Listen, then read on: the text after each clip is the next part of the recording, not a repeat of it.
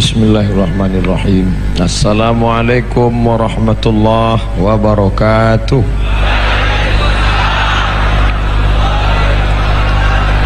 Alhamdulillah wassalatu wassalamu ala Rasulillah wa ala alihi wa sahbihi wa man tabi'ahu wa mawalah. Yang dimuliakan Allah Subhanahu wa taala, para habaib, para ulama, tokoh masyarakat, insyaallah kita semua dimuliakan Allah Subhanahu wa taala. Amin ya rabbal alamin. Ketika nampak bintang, maka kita sudah tahu, oh ternyata posisi kita di selatan. Ketika kita sudah nampak bintang, orang yang sudah melihat bintang itu disebut mendapat hidayah. Artinya tahu dia menetapkan arah pulang mau kemana. Kalau kita bawa kendaraan dari Pekanbaru, Riau, mau pergi ke Sumatera Selatan, Palembang, mesti melihat petunjuk jalan yang sudah dibuat oleh Bapak Polisi. Belok kiri ke Medan, Sumatera Utara, belok ke kanan, Palembang, Sumatera Selatan. Siapa yang ikut petunjuk yang dibuat kepolisian itu, orang itu disebut mendapat hidayah. Artinya ikut saja, insyaallah sampai ke tujuan. Makanya selalu kita diajak oleh para ulama kita, semoga mendapatkan taufik dan hidayah. Taufik menyatu antara keinginan kita dengan keinginan Allah. Inginnya tidur pagi, inginnya tidur, tapi Allah mengatakan bangun. As-salatu khairum minan naum. Kita lawan hawa nafsu kita, kita ikut kehendak Allah, maka di situ kita disebut mendapatkan taufik, karena menyatukan keinginan kita dengan keinginan Allah. Orang yang mendapatkan taufik, maka orang itu mendapatkan hidayah. Dan semua yang mendapatkan hidayah mendapatkan taufik dari Allah. Mudah-mudahan kita senantiasa dalam taufik dan hidayah. Amin ya rabbal alamin. Nah, sudah jelas, saya mau menjelaskan tentang hidayah. Lalu kemudian sifat orang yang mendapat hidayah itu apa? Siapa? Siapa saja yang mendapat hidayah? Jelas, minan nabiyyin, para nabi, wassiddiqin, orang yang benar, wasyuhada, orang yang mati syahid, wassalihin, orang-orang yang soleh, wa hasuna ulaika rafiqa, mereka itulah sebaik-baik teman, sebaik-baik sahabat. Lalu apa sifat orang yang mendapat hidayah itu? Rasanya bukan kebetulan orang yang menulis kaligrafi di dinding masjid ini menuliskan ayat itu pada bagian dinding yang paling depan. A'udzubillahi minasyaitonirrajim. Ada 6 sifat orang yang mendapatkan hidayah. Yang pertama, innama ya'muru masajidallah, mereka memakmurkan masjid. Makna memakmurkan ada 3. Yang pertama, membangun. Yang kedua, meramaikan dengan sholat berjamaah. Yang ketiga, mengatur administrasi masjid. Alhamdulillah, masjid sudah dibangun. Man bana masjidan, siapa yang bangun masjid, banallah mithlahu baitan fil jannah, dibangunkan untuknya satu tempat di dalam surga. Maka setiap orang muslim mesti bertekad dalam dirinya, paling tidak ada niat, saya sebelum mati mesti bisa bangun masjid. Tanam sawit begitu juga, berhasil kebun ini bangun masjid. Tanam karet begitu juga, saya tanam kebun karet ini, kalau ada bangun masjid. Bisa tanahnya, alhamdulillah. Sampai bangunannya, alhamdulillah. Tidak bisa 1, 2, 3 sak semen, tidak juga bisa 1, 2 kotak keramik, tidak juga bisa 1 truk pasir, batu bata, kerikil, AC, kipas angin. Paling tidak pernah berkontribusi. Tidak bisa membangun masjid, berarti tidak ada tempat di surga Pak Ustaz. Karena Nabi mengatakan man bana masjidan, siapa yang bangun masjid, banallahu mislahu baitan fil jannah, dibangunkan satu tempat dalam surga. Bagaimana mau memboking tempat dalam surga? Bangun masjid. Tapi Allah Maha Adil, tak semua orang bisa bangun masjid. Lalu yang tidak bisa bangun masjid, bagaimana dia mau booking tempat di surga? Man shalla itsnatai asyrata raka'ah, siapa yang salat 12 rakaat fil yaumi wal lailah, sehari semalam, banallah, maka dibangunkan Allah untuknya satu tempat. 12 rakaat, 2 rakaat sebelum subuh, 4 rakaat sebelum zuhur, 2 rakaat setelah zuhur, 2 rakaat setelah maghrib, 2 rakaat setelah isya. Pas 12 rakaat. 2 rakaat sebelum subuh, 4 rakaat sebelum zuhur, 2 rakaat setelah zuhur, 2 rakaat setelah maghrib, 2 rakaat setelah isya. Ada orang Islam kaya, bangun masjid satu tempat dalam surga, rajin salat sunat qabliyah wa ba'diyah. Ini orang beruntung 2 kali. Yang lebih parah, sudahlah tak bisa bangun masjid, salat qabliyah ba'diyah pun tidak. Na'udzubillah. Oleh sebab itu maka Allah berikan kesempatan, Allah Maha Adil. Bangun masjid. Setelah masjid dibangun, memakmurkan masjid, tidak hanya sekedar membangun, meramaikan dengan solat berjamaah. Rasanya saya tidak perlu mengajak kita untuk mari ramai solat berjamaah, karena solat subuhnya saja sudah macam solat Jumat.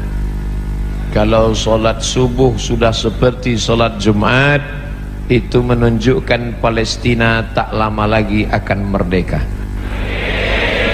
Ambil gambar nih dari depan, ambil dari belakang, kirimkan ke internet, Facebook, Instagram, supaya dilihat oleh tentara Israel, supaya mencret mereka di sana.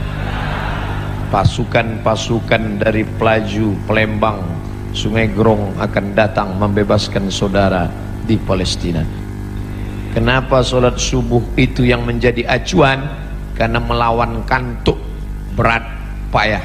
Zuhur insyaallah. Makanya bangga kita melihat anak-anak muda pakai baju seragam, pakai jaket, pejuang subuh. Pas zuhur tak datang. Rupanya dia di masjid lain.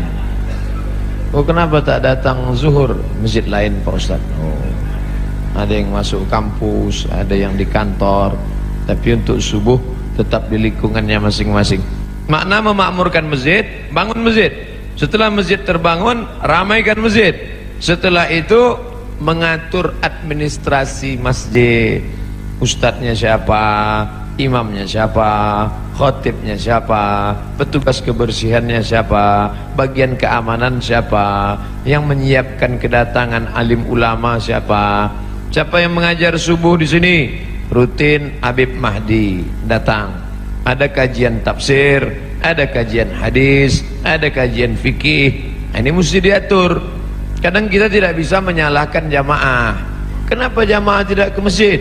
Ini jamaah sudah meninggalkan masjid.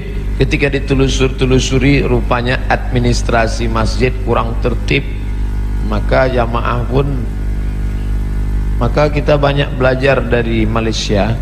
Saya setiap bulan Februari 10 hari di Kuala Lumpur, Terengganu, Melaka, Negeri Sembilan, Ipoh, pindah-pindah.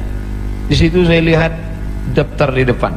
Senin malam Selasa fikih, Selasa malam Rabu akidah, Rabu malam Kamis tafsir, Kamis malam Jumat tak ada pengajian, wirid Yasin, Jumat malam Sabtu hadis, Sabtu malam Ahad tazkirah ammah, tablik akbar.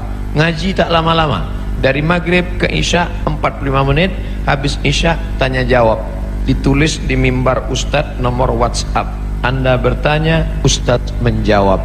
Jadi ngaji tak panjang-panjang. Beda dengan tempat kita. Tempat kita ngajinya setahun 4 kali aja.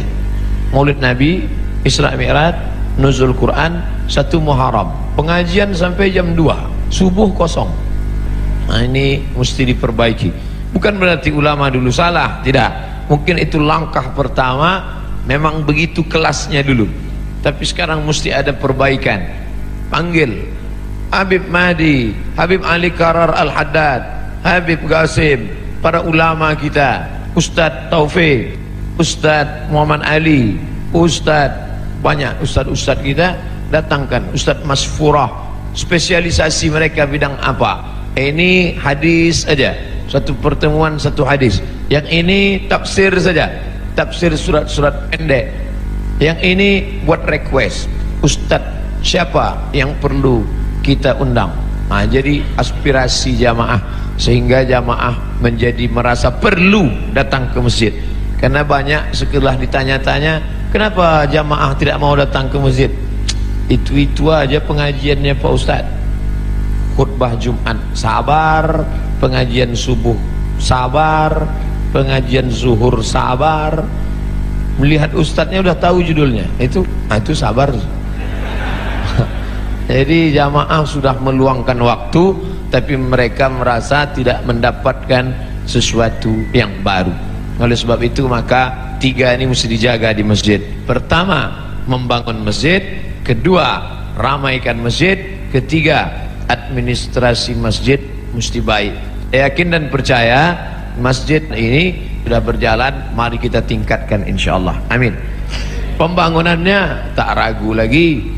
Di mana-mana kadang masjid untuk mencari keramik lantai masjid pun payah. Masjid kita keramiknya berlebih, memanjat sampai ke dinding. Kadang di beberapa masjid kita ceramah kepanasan, tak ada kipas. Di sini lengkap, kipas ada, AC ada. Nah, jadi artinya masjid sudah bagus, sudah cantik. Bapak Ibu yang dimuliakan Allah SWT, ini harus terus kita manfaatkan. Tadi saya janji menurut ayat ini ada 6 sifat orang yang dapat hidayah. Pertama, memakmurkan masjid dengan pengertian 3. Bangun, ramaikan, atur administrasinya, tertib administrasi. 2, man amana billah, akidahnya benar, la ilaha illallah.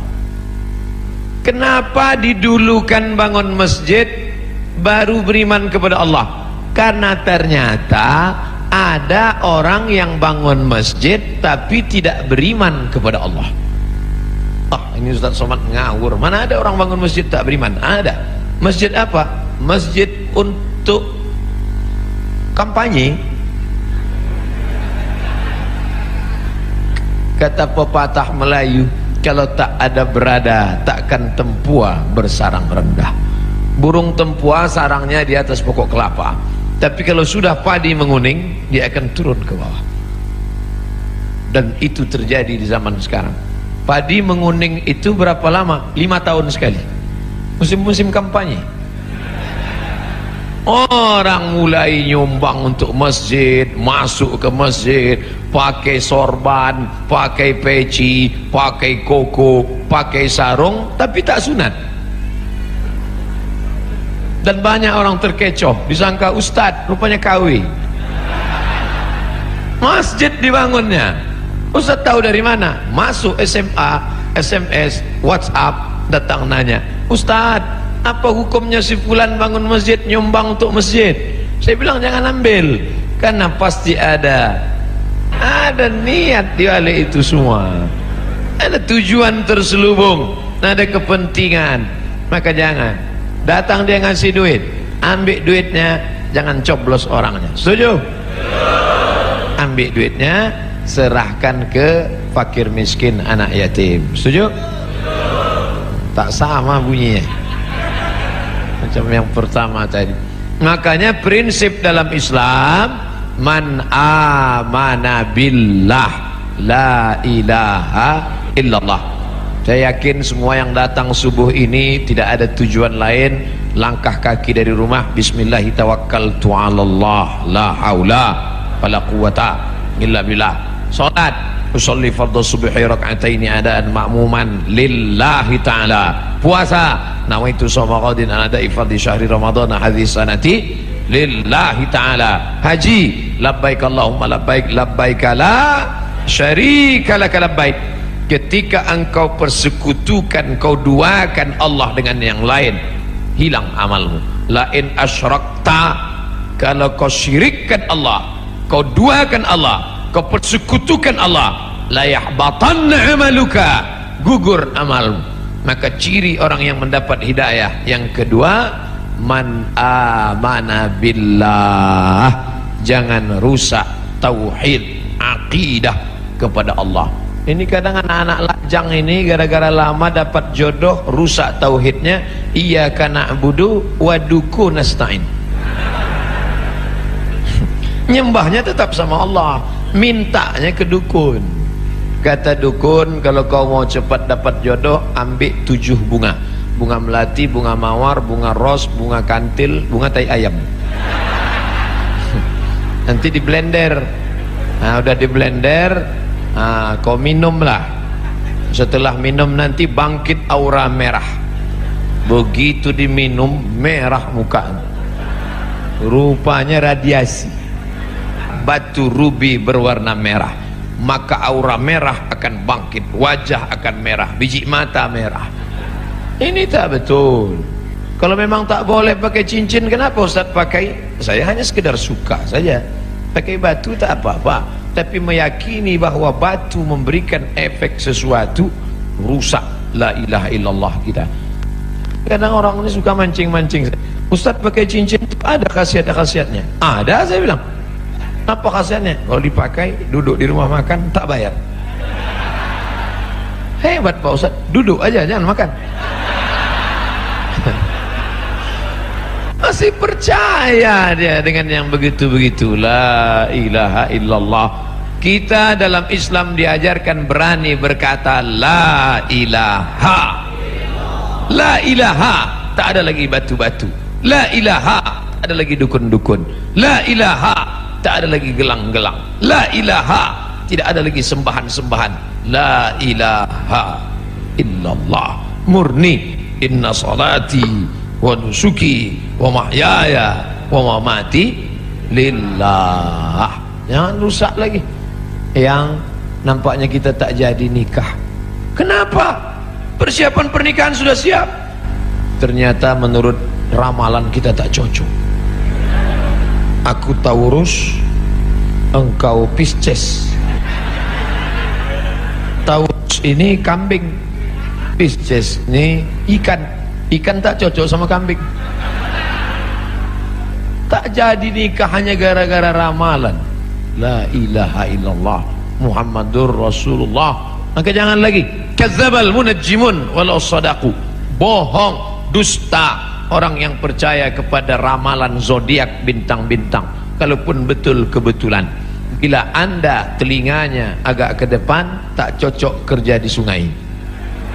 Bila tai lalatnya di bawah dagu, cocoknya di darat. Ini bohong semua. Islam tidak pernah berkata demikian. Fa idza azamta, kalau kau sudah tekad, fatawakkal 'ala Allah, bertawakkallah kepada Allah. Jangan rusak akidah tauhidmu. Percaya kepada burung-burung. La tiarata, tak boleh. Dulu orang kafir musyrik, kalau dia mau bisnis, dilemparnya burung di atas pohon kayu. Lempar. Kalau burung itu terbang ke arah negeri Syam, berarti sial. Syukmu, Syam, sial. Kalau pergi ke arah Yaman, Yamin, beruntung, lempar. Ke arah Yaman, ayo lanjutkan. Kalau ke arah Syam, berarti sial. Kalau mau bisnis, diambil anak panah 3 biji. Anak panah disimpan dalam Ka'bah, digoncang. Pergi atau tak pergi? Ambil anak panah. Pergi, pergi. Tidak pergi, jangan pergi. Kosong, anda belum beruntung, goncang sekali lagi. Ini dibatalkan dalam Islam. Maka dalam Islam diharamkan innamal ghamru wal maisiru wal ansabu wal azlamu khamar. Namal ghamru wal maisir, judi, wal ansabu, menjembelih binatang untuk berhala, wal azlam, mengundi nasib, rijsun, najis, min amalis syaitan, perbuatan setan, fajtanibuh, jauhi. Ciri orang yang mendapat hidayah, dia berserah diri hanya kepada Allah, tapi tetap ada usaha. Jangan tidak ada usaha. Yang nanti yang lajang-lajang, yang gadis-gadis, kamu tak ada usaha untuk jodoh. Kalau memang sudah takdir Allah, takkan kemana. Tetap ada usaha. Contoh, ini kue kotak Nengs Bakri. Ini kan memang ditakdirkan untuk saya ini kan. Memang untuk saya. Tapi saya tak ada usaha untuk membuka kotaknya. Masuk dia ke mulut saya. Tidak, menganga dari itu. Mesti ada usaha untuk membuka kotaknya, lalu memilih-milih kue yang mana. Berapa biji kue? Pilih yang ini atau ini. Mesti ada usaha mengambil paralotnya, lalu ditusukkan ke botol, ke gelasnya. Ada usaha. Usaha itu disebut dengan ikhtiar. Itulah ahlus sunnah wal jamaah. Kalau tidak ada usaha, hanya pasrah saja, itu namanya Jabariyah. Orang Jabariyah kata dia tak ada usaha, takdir saja. Bang, abang tak kerja. Kalau memang rezeki kita datang sendiri, adinda, tak usah kerja-kerja. Nanti kalau ada suami ibu macam itu Jabariyah. Kalau gitu ibu tak usah masak. Nanti jam-jam 9 dia lapar, nanya, mana makanan kita? Kalau sudah takdir Allah, datang sendiri dia, bang. Orang gitu mesti gitu membalasnya. Orang Jabariyah ini tak ada usaha sama sekali, diam aja.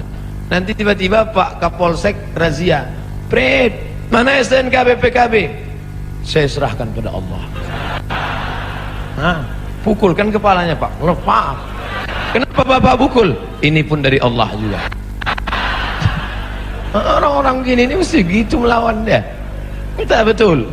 Allah kasih kita kudrat, Allah kasih kita iradat, Allah kasih kita sama, Allah kasih kita basar, Allah kasih kita kalam, supaya kita berusaha. Makanya doa keluar masjid, Allahumma inni as'aluka min fadlik, beri aku rezeki. Kenapa keluar masjid minta rezeki? Karena keluar masjid idza qudiyatis shalah, kalau salat sudah dilaksanakan, fantashiru fil ard, bertebaran di atas muka bumi, cari rezeki, wabtaghu min fadlillah, cari karunia Allah. Ciri orang yang dapat hidayah yang pertama, memakmurkan masjid. Yang kedua, beriman kepada Allah. Yang ketiga, wa aqamas shalah. Salat bukan somat. Salat. Mudah-mudahan anak-anak gadis yang rajin salat subuh ini mendapatkan suami yang rajin pula salat subuh. Karena kalau kalian anakku yang sudah solehah, yang sudah cantik, yang sudah rajin salat, tiba-tiba dapat laki tak sembahyang, tak satu dua curhat masuk ke HP saya. Ustadz, dulu saya sangka nikah sama dia bahagia, ternyata Pak Ustadz, cuman rasanya bu macam tidur sama babi hutan. Tak sembahyang. Walaupun hidup 1000 tahun, kalau tak sembahyang apa gunanya? Walaupun hidup 1000 tahun, kalau tak sembahyang apa gunanya? Nanti kalau Bapak Ibu kebetulan pergi umrah, ada mihrab dalam taman Raudhah Masjid Nabawi, tempat sholat Nabi. Ini Raudhah, ini mihrab namanya. Di sebelah kiri ada tertulis as-salatu imaduddin, sholat tiang agama. Kenapa atap masjid kita kokoh? Karena ada tiang. Kalau tak ada tiang, hancur. Puasa melayang, zakat terbang, haji hilang, karena tak ada tiang. Tiang dari segala amal adalah solat. Dan solat waktunya tak boleh digeser. As-salatu ala waktiha. Apa kata panitia tadi malam? Ustadz Somad, jam 4 kami tunggu di pintu. Maka jam 4:05 saya sudah siap di ruang tamu. Yalah Pak, pokoknya siap-siap. Sedangkan janji sama manusia tak kita geser, apalagi sama Allah. Ini sekarang banyak yang geser janji sama Allah. sholat subuh jam 4 lewat sikit, dibuatnya sholat subuh jam 8. Bangun jam 8, tutup pintu, rapatkan gorden, matikan lampu. Sholli fardhu subhi. Allah. Datang maknya buka pintu, nengok, alhamdulillah anakku sejak ikut ngaji sholat duhanya pun pakai kunut. Allahumma hdina fi man hadait. Hebat. Ustaz Somad boleh nanya Ustaz? Boleh. Ustaz kan biasanya jawab pertanyaan pakai 4 mazhab, menurut Hanafi, menurut Maliki, menurut Syafi'i, menurut Ambali. Kira-kira sholat duha pakai kunut itu mazhab apa ya Pak Ustaz? Mazhab kesiangan. Janganlah sholat itu digeser waktunya. Sudah tepat. Inna salata kanat 'alal mu'minina kitaban mauquta. Sudah waktunya tepat, jangan digeser-geser. Pokoknya datang sholat berjamaah. Allahu Akbar, Allahu Akbar. On time, datang. Sab'atun yuzilluhumullah. Ada 7 golongan yang akan mendapatkan naungan Allah. Yauma la zilla illa zilluh. Hari itu tak ada atap, hari itu tak ada terpal, hari itu tak ada tenda, hari itu tak ada naungan. Tapi dia mendapatkan naungan di padang mahsyar. Siapa dia? Rajulun qalbuhu mu'allaqun fil masajid. Anak-anak muda yang hatinya tergantung di masjid. Kenapa Ustaz sebut anak muda? Kenapa tidak orang tua? Kalau orang tua ke masjid memang udah wajar. Kapan lagi? Udah diintai-intai malaikat maut. Tapi anak muda yang mestinya subuh ini molor tidur, tapi datang berjamaah. Padahal tadi malam sudah tablik akbar, subuh tetap on time datang. Inilah anak muda yang dikatakan Allah dalam Al-Quran, innahum fityatun amanu bi rabbihim wazidnahum huda. Mereka sekelompok anak muda yang beriman kepada Allah, ditambah Allah hidayah mereka. Mereka adalah Ashabul Kahfi. Oh, kalau gitu kami komunitas anak muda ini buat kelompok lah Pak Ustaz. Ya, apa nama kelompoknya? Kelompok komunitas anak muda Ashabul Kahfi. Apa programnya? Tidur aja. Mereka ditidurkan Allah karena dikejar oleh raja yang zalim, sampai akhirnya mereka tiba-tiba terbangun. Wal yatalattaf wala yush'iranna bikum ahada. Hai anak muda yang bangun, tolong kau pergi ke pasar beli makanan, tapi jangan gerasak gerusuk, tenang-tenang supaya orang tak tahu. Diam-diam mereka beli makanan, penjual makanan mengambil duit. Begitu orang ditengok, rupanya duit itu sudah expired, tak laku. Kenapa? Salah sami'ati wasdadu tis'a. Mereka tertidur di dalam gua 309 tahun. Bayangkan ada anak muda datang ke Palembang mau beli makanan, beli tekwan. Tiba-tiba ditengok duitnya tahun 1700. Zaman Syekh Abdul Somad Al-Falembani. Mentang-mentang nama sama itu yang disebut. Bayangkan apa yang terjadi saat itu. Ini ada anak muda. Rupanya zaman itu sudah berganti seorang raja yang soleh. Raja yang soleh mengunjungi mereka ke dalam gua. Ditengok anak-anak muda terkapar, tertidur. Tak lama setelah itu mereka pun meninggal dunia. Allah hanya ingin menceritakan. Tapi ada pula di situ seekor anjing. Ini sungguh berita tidak penting. Untuk apa Allah cerita ada anjing bersama anak-anak muda itu? Ternyata Allah mau ceritakan, walaupun seekor anjing kalau berkhidmah untuk orang soleh, tetap juga disebutkan Allah dalam Al-Quran.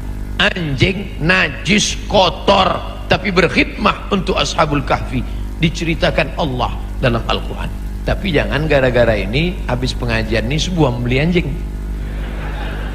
Cerita itu tentang Bani Israel dan cerita tentang memelihara anjing sudah mansuh, tidak ada dalam syariat Nabi Muhammad sallallahu alaihi wasallam. Artinya bapak ibu yang di rumahnya ada anjing, lepaskanlah.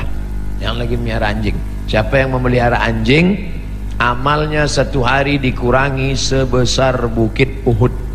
Bukit Uhud itu panjangnya 7 km. Amal dia sehari sebesar bisul. Jadi tiap hari amalnya min. Siapa yang di rumahnya ada anjing, malaikat tidak masuk. Yang tak masuk itu malaikat rahmat, malaikat maut tetap. Kalau malaikat maut tak masuk, udah lama saya pelihara anjing herder 3. Bapak Ibu yang dimuliakan Allah, artinya apa? Istiqomah sholat berjamaah. Wahai anak-anak muda, kalian buatkan komunitas anak muda pencinta masjid. Alhamdulillah sekarang sedang tren komunitas. Saya di beberapa tempat ketemu komunitas anak-anak muda. Apa komunitas kalian? Jombloan sejati. Tulisan logonya say no to bonceng. Mantap. Kalian apa komunitasnya? Ini Pak Ustaz, saya dikasih mereka di Yogyakarta, dipasangkan mereka pemasangan jaket kepada Ustaz Abdul Somad, tulis di belakang born to ride, ride to Jannah, lahir untuk mengendara menuju surga. Anak-anak geng motor, mantap. Dipasangkan ke saya pun langsung ke airport. Habis subuh pasang langsung ke airport. Semua orang di airport nengok saya. Rupanya jaket itu dipasang naik motor, saya naik pesawat. Tak cocok. Artinya apa? Komunitas anak muda ini tetap dijaga dan mereka tetap sholat berjamaah di masjid. Habis waktu. Cepat betul. Saudara yang dimuliakan Allah Subhanahu wa taala, memakmurkan masjid sudah, beriman hanya kepada Allah sudah, menegakkan salat sudah. Masuk yang keempat, wa ataz zakah, berzakat. Orang yang sudah salat tapi tak berzakat, maka tak ada gunanya karena dia makan haram. Di dalam duit kita itu ada zakat. Zakat orang dititipkan Allah kepada kita. Ada orang diuji kakinya lulus, diuji kakinya sholat berjamaah lulus, diuji matanya sholat tahajud lulus, diuji kantongnya, di situ baru kelihatan. Nama siapa? Pelit bin bakhil bin medit bin kedekut. Ini orang na'udzubillah. Oleh sebab itu maka keluarkanlah zakat. Bapak sudah bayar zakat? Tiap tahun saya bayar zakat Pak Ustaz. Berapa? 2,5 kilo. Itu zakat fitrah. Zakat pendapatan 2,5%, 85 gram emas murni. Berapa itu sekarang Pak Ustaz? 85 gram kali 500.000 1 gram, 42.500.000. Siapa yang mempunyai pendapatan 42.500.000 sudah kena zakat 2,5%. Kalau profesi kami sebagai pegawai Pertamina ini gimana Pak Ustaz? 42.500.000 setahun, bagilah 12 bulan. 12 bulannya berapa itu? 42.500.000 bagi 12, 3,6. Jadi yang berpendapatan 3,6 juta, 3.600.000 itu udah kena menurut Basnas, amil zakat nasional yang sudah disepakati ijma' antara ulama-ulama Basnas se-Indonesia, 3,6. Saya tidak sebut gaji karena ada orang gajinya 2 juta, pendapatannya 20 juta. Ada uang tunjang, uang sipak, uang sundul, uang sikut, duit-duit apa. Jadi di total semua, total. Pak Ustadz, saya satu bulan dapat 5 juta. Mudah cara ngitungnya, 1.025.000, 5 juta berarti 125.000. Saya 10 juta Pak Ustadz, 250.000. Saya sebulan dapat saya 100 juta Pak Ustadz, 2,5 juta. Mudah-mudahan Bapak Ibu punya duit 100 juta. Dari bunyi aminnya banyak yang tak yakin apa. Masalah duit ini kita tak bisa ngelihat orang, tak bisa dinilai duit dari wajah orang. Ada hitam, jelek, pesek, pendek. Tapi buka dompet 100 juta. Ada ganteng putih, tengok dompet 2.000 perak.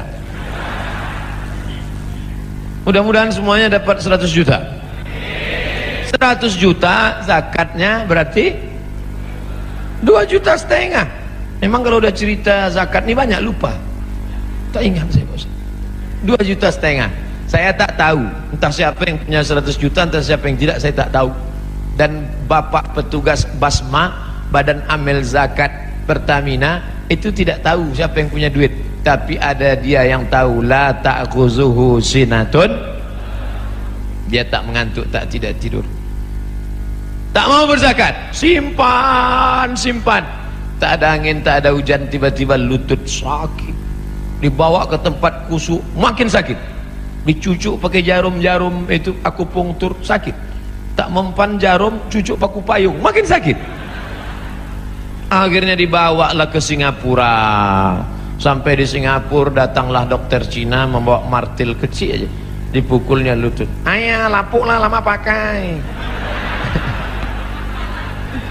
Rupanya tempurung kelapa yang di lutut nih lapuk. Jadi gimana dok? Tenang, kita sudah import lutut dari Tiongkok. Berapa harganya? Sebelah kanan 40, sebelah kiri 40, ongkos pasang 20, pas 100. Itu namanya duit hantu dimakan setan. Silakanlah, yang tak mau bayar zakat tak apa-apa, silakan. Tapi awas. Gimana? Udah ada terasa? Nah, kalau udah ada bayar. Nanti habis ini jumpai Badan Amil Zakat Pertamina, serahkan, bayarkan. Ustadz, bagusnya saya bayar, saya dapat sebulan 4 juta Pak Ustadz. 25.000 berarti 100. Apakah bagus saya bayar tiap bulan 100 atau saya tunggu setahun 1.200.000 tiap bulan? Tiap bulan serahkan. Kan sama aja, sebulan 100, setahun 1.200.000, kan sama, duitnya sama, setannya tak sama. Kalau 100.000 ringan, kalau sudah terkumpul 1.200.000, allazi waswisu fi sudurin nas, yang berbisik itu siapa? Minal jin. Nah, kalau jin yang berbisik, senang, kita baca ayat kursi selesai. Ini yang berbisik ini nas, sekantor sama kita, sama-sama orang Pertamina juga. Mau kemana bro? Mau bayar zakat ke Basma. Berapa? 1.200.000. HP baru 1.100.000. Kita bacakan ayat kursi, hafal pula dia dari kita lagi. Nanti kalau ada kawan begini, bacakan juga ayat kursi, membuskan dia, Allah qayyum la ta'udhu sunatu wa la nawm. Oleh sebab itu bayar zakat. Yang paling tinggi zakat, di bawah zakat infak, di bawah infak sedekah. Apa beda infak sama sedekah Ustaz? Infak materi, wa anfiqu min thayyibati ma kasabtum, berikanlah hasil usahamu. Infak itu materi, kalau sedekah non materi. Makanya dalam hadis dikatakan tabassumika fi wajhi akhika sedekah, senyummu ke wajah saudaramu sedekah. Allah Maha Adil. Kalian yang bisa ngasih sedekah duit, sedekah. Kalian yang bisa ngasih infak duit, infak. Infak kipas angin, infak AC, infak lampu. Tapi yang tak bisa ngasih infak sedekah. Artinya apa? Kau yang berduit kasihlah duit, yang tak bisa ngasih duit senyum aja. Misal jumpa orang, udahlah duit tidak, senyum tidak. Asal jumpa muka macam jeruk purut dipijak gajah. Oleh sebab itu bagi, makanya yang paling tepat untuk kotak masjid itu adalah kotak infak. Jangan buat kotak sedekah, kotak infak, biar dia ngasih duit. Kalau kotak sedekah, itulah senyum aja deh. Tak bisa buat kotak wakaf, karena wakaf itu syaratnya 4. Wakaf harus ada orang yang berwakaf, orang menerima wakaf, benda yang diwakafkan, ada ijab, ada qabul. Tak bisa dibuat situ kotak wakaf, karena kita tak pernah akad ke kotak. Mana pernah kita, hai kotak, aku kasih duit ini, kata kotak itu, aku terima. Oleh sebab itu yang paling tinggi zakat, di bawah zakat infak, di bawah infak sedekah. Lalu kemudian yang lebih khusus lagi namanya wakaf. Bapak Ibu yang ada tanah, wakafkanlah. Ini tanah 1 hektar saya wakafkan untuk SMP Islam. Tolong kelola tanah kami. Ini tanah sejauh mata mandang. Untuk apa? Tanah mati kita, habis anak berkelahi gara-gara tanah. Tanah yang 1 hektar kita wakafkan untuk sekolah, itulah yang akan mengalir untuk kita mati. Bapak-bapak, tanah bapak banyak. Begitu bapak meninggal, dijual ibu itu. Habis itu nikah dia sama brownies. Dibuatlah rumah cantik besar. Brownies itu yang tinggal di rumah itu nanti. Dibeli mobil cantik, dia pakai mobil itu. Tak percaya, cobalah. Saya bukan maksa sedekah ni, enggak. Ya, kalian laki-laki yang tak mau bersedekah, simpan aja duit itu, simpanlah. Diambil laki mereka nanti. Kalian ibu-ibu yang tak mau bersedekah, silakan diambil mereka untuk modal kawin lagi. Yang kalian sedekahkan, itulah yang akan mengalir menjadi amal jariyah. Siapa itu orang yang mendapat hidayah? Man innama ya'muru masajidallah. Sudah. Man amana billah. Sudah. Rupanya Ustaz Somad selip membaca ayatnya. Jamaah pula segan mengingatkan, padahal ayatnya ada di atas. Itu dia.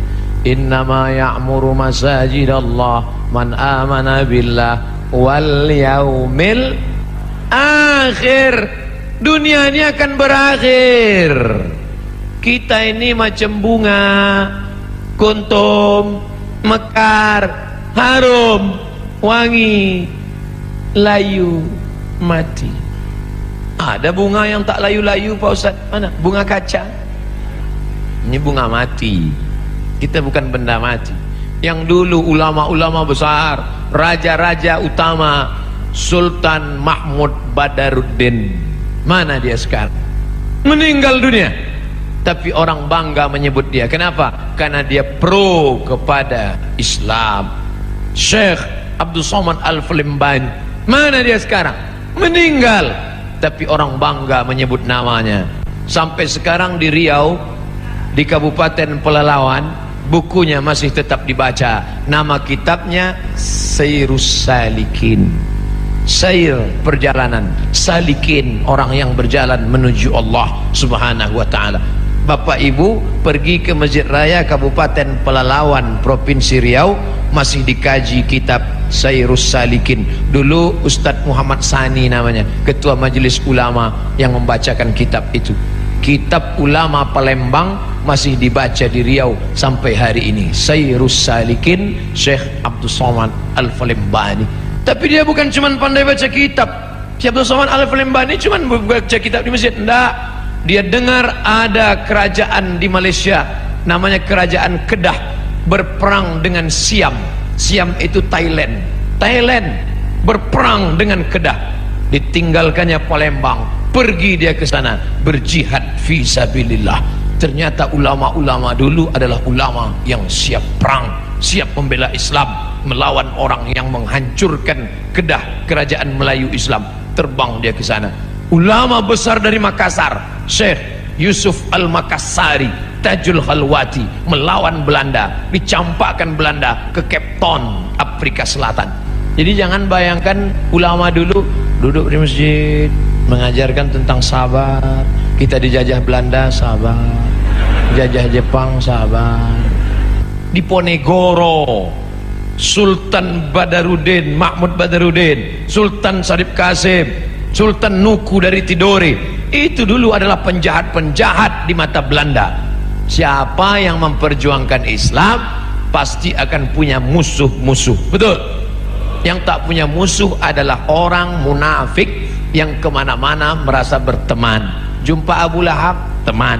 Wa idza khalau ila syayatinihim, kalau mereka berjumpa dengan setan-setan mereka, qalu, mereka berkata, inna ma'akum, kami dengan geng kalian setan. Kalau jumpa dengan orang beriman, kami dengan kalian. Jumpa dengan setan, kami dengan kalian. Bermuka dua, muzabzabina baina dzalik, la ilaha ula wa la ilaha ula. Tidak kemari, tidak ke sini. Ini Ustaz Somad, ini Ustaz keras. Dah, Saya suara aja yang keras, hati lembut. Saudara yang dimuliakan Allah Subhanahu wa taala, siapa itu orang yang ya'muru masajid Allah, memakmurkan masjid? Man amana billah, la ilaha illallah, tauhidnya bagus, wal yaumil akhir, percaya kepada dunia akan berakhir, kita akan mati, tinggal semua ini semua, yang akan dibawa iman dan amal soleh. Wa aqamas shalah, rajin istiqomah salat, wa ataz zakah, membayar zakat. Yang terakhir, yang keenam, walam yakhsha illallah, takutnya sudah hilang, tak lagi ada takut dalam hatinya, karena takutnya sudah habis hanya kepada Allah. Orang yang korupsi, kalau ditanya lagi, bapak korupsi itu kenapa? Takut nanti pensiun tak punya rumah, tak punya mobil, tak punya kebun sawit, tak punya kebun karet, tak punya kos-kosan, takut anak tak bisa kuliah, takut dunia membuatkan orang menghalalkan yang diharamkan Allah. Makanya ditulis di sini besar-besar, walam yakhsha illallah. Itu dia, walam yakhsha illallah. Sengaja pas di atas saya ini dibuat, walam yakhsha illallah. Oh, jadi itu tulisannya Pak Ustaz. Itulah tulisannya. Kami sangka semen-semen aja nih Pak Ustaz. Sengaja ini kaligrafi yang dipilih supaya apa? Supaya semua orang di sini tahu bahwa dia mengukur dirinya, aku ini termasuk orang yang sudah dapat hidayah atau tidak. Alhamdulillah Ustaz, setelah Ustaz jelaskan 6 sifat ini ada dalam diri kami, alhamdulillah. Satu pun tak ada, na'udzubillah. Baru ada 3, tambah lagi. Kami tak berdaya, la haula wala quwata illa billah. Jangan takut menghadapi hidup, walam yakhsha illallah. Makanya ibu-ibu itu paling kuat dia. Meninggal suaminya, anaknya ada 3, tak ada dia takut. Tak menangis dia waktu suaminya meninggal. Ibu tak nangis, tak takut masa depan. Tidak Pak Ustaz. Kenapa? Banyak harta warisannya. Tak nangis ibu, tidak. Kenapa tak nangis? Udah lama aku tunggu. Bapak ibu yang dimuliakan Allah, siapa yang tak ada rasa takut dalam hati? Kita tetap takut. Yang membuang takut itu Allah. Ala inna awliya Allah. Kalau sudah kalian dekatkan diri kepada Allah, bagaimana sifat orang itu? La khaufun alaihim wala hum yahzanun. Dicabut Allah takut, dicabut Allah sedih. Itulah yang merusak hati orang modern. Takut, sedih. Penyakit stres, depresi, jantung koroner, diabetes meletus, asam urat naik gara-gara terlampau takut, sedih. Apa beda takut sama sedih? Sedih terhadap masa lalu, takut terhadap masa depan. Yang kuliah takut tak selesai S1. Yang sudah S1 takut tak kerja. Yang udah kerja takut di PHK. Yang udah kerja takut tak bisa nikah. Yang udah nikah takut tak punya anak. Yang udah punya anak takut tak bisa nikah sekali lagi. Istri pertamanya meninggal, ibu mau marah. Takut terhadap masa depan. Maka menghilangkan takut itu dengan apa? Falyabudu rabb hadzal bait. Banyak-banyak engkau beribadah di rumah Allah ini. Kalau engkau banyak beribadah, Allah janjikan 2. Apa dia? At'amahum min ju'. Kalau kau lapar dikasihnya makan. Wa amanahum min khauf. Kalau kau takut dikasihnya aman. Ibu-ibu yang merasa takut banyak-banyak beribadah. Jadi kalau ada terasa takut adik-adik, nanti KKN tiba-tiba ditempatkan di suatu desa, disuruh ngasih kata sambutan, takut menggeletar. Assalamualaikum. Apa kalian takut? Yang kuhadapi ini manusia. Aku manusia. Pak Kades, Pak Kapolsek, Pak Dandim, Pak Danramil, Pak Kapolda, Pak Kapolri, ini semua manusia. Sampaikan, manusia yang kuhadapan, sama-sama manusia. Bismillahirrahmanirrahim. La haula. Hilangkan takut. Tapi dalam hati aja, jangan pula dicakapkan ke depan mereka. Hai kades-kades, kalian manusia semua. Aku mau, jangan begitu. Cukup dalam hati kita saja. Jangan angkuh, jangan sombong. Takut, ngeri, cemas, di mana letaknya? Di jantung. Ala fil jasadi mudghah, ketahuilah di dalam dirimu itu ada segumpal. Idza salahat salahal jasadu kulluh. Kalau di jantung itu baik, yang lain ikut baik. Kalau sudah jantung bermasalah, maka yang lain ikut bermasalah. Makanya Bapak Ibu dengar kabar Syanu meninggal mendadak kemarin. Kenapa? Sakit jantung. Pernah tak dengar Syanu meninggal kenapa? Kena kurap. Maka jantung itu mesti dinormalkan. Dengan cara apa? Ala bidzikrillahi tatmainnul qulub. Banyak-banyak berzikir mengingat Allah, maka jantung akan normal. Kalau terasa jantung tak normal, letaknya di dada sebelah kiri. Coba raba pegang. Yang dipegang dada kita, jangan dada kawan. Normalnya. Orang yang tak normal tuh banyak-banyak zikir. La ilaha illallah, la ilaha illallah. Maka goyang kepalanya itu ke kiri. La ilaha illallah. Sini. La ilaha illallah, la ilaha. Ini banyak orang yang zikir goyang kepala. Tanya, kau kenapa goyang? Entah, tengok orang goyang, aku goyang pula. La ilaha illallah. Allah, Allah, Allah, Allah, Allah, Allah, Allah, Allah, Allah, Allah, Allah, Allah, Allah, sampai mati.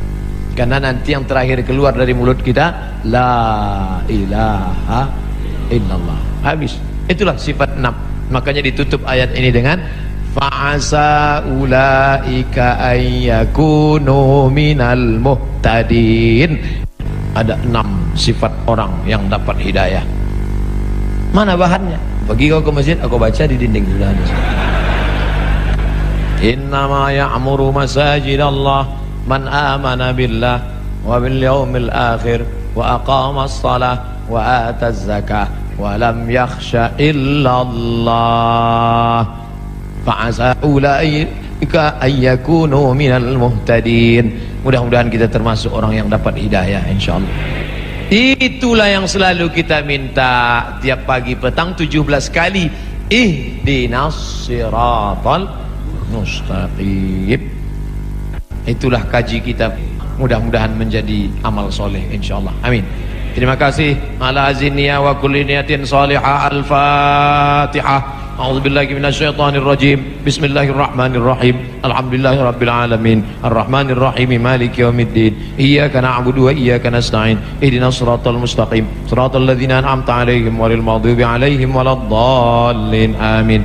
Allahumma ij'al jam'ana hadza jam'an marhuma. Jadikan pertemuan kami ini pertemuan yang mendatangkan rahmat. Wa tafarruqana min ba'dihi tafarruqan ma'suma. Perpisahan kami setelah ini perpisahan yang dijauhkan dari perbuatan maksiat. Allahumma anzilir rahmata wassalamata wal barakata ala hadhil jamaah. Turunkan keselamatan, kerahmatan, keberkahan kepada seluruh jamaah yang hadir subuh ini ya Allah. Allahumma ja'alna minal mustaqimina fi sabilik. Jadikan kami orang-orang yang istiqamah di jalanmu ya Allah. Allahumma ja'alna min nusrati syariatik. Jadikan kami menjadi para penolong syariatmu ya Allah. Ya muqallibal qulub, wahai engkau yang membolak-balikkan hati, sabbit qulubana ala dinik wa ala ta'atik. Kokohkan hati kami dalam agamamu, dalam ketaatan kepadamu ya Allah. Allahumma ja'alna min muhibbi nabiyyika Muhammad sallallahu alaihi wasallam. Jadikan kami para pecinta-pencinta Nabi Muhammad sallallahu alaihi wasallam wa ali baitihi at-tayyibin at-tahirin, mencintai para habaib keturunan Rasulullah sallallahu alaihi wasallam. Allahumma rzuqna ziyarata baitikal atiq. Berikan kami rezeki yang halal supaya kami bisa berkunjung ke Baitullah. Ziyarata qabri nabiyika Muhammad sallallahu alaihi wasallam. Berikan kami rezeki yang halal supaya kami bisa berkunjung ke makam Nabi Muhammad sallallahu alaihi wasallam. Allahumma akhtim lana bihusnil khatimah wa la takhtim alaina bisu'il khatimah. Allahumma ja'al akhir kalamina 'inda intihai ajalina. Jadikan akhir kalam kami ketika ajal kami sampai, yang terakhir keluar dari mulut kami nanti la ilaha illallah Muhammadur Rasulullah sallallahu alaihi wasallam. Rabbana atina fid dunya hasanah wa fil akhirati hasanah wa qina adzabannar. Wa sallallahu ala sayyidina wa maulana Muhammad wa ala alihi wa sahbihi wasallam. Walhamdulillahi rabbil alamin. Taqabbalallahu minkum minna wa minkum taqabbal ya karim. Pulang dengan tenang, ambil sampah-sampah, tunjukkan Islam agama yang bersih. Terima kasih segala perhatian, mohon maaf segala kekhilafan. Wassalamualaikum warahmatullahi wabarakatuh.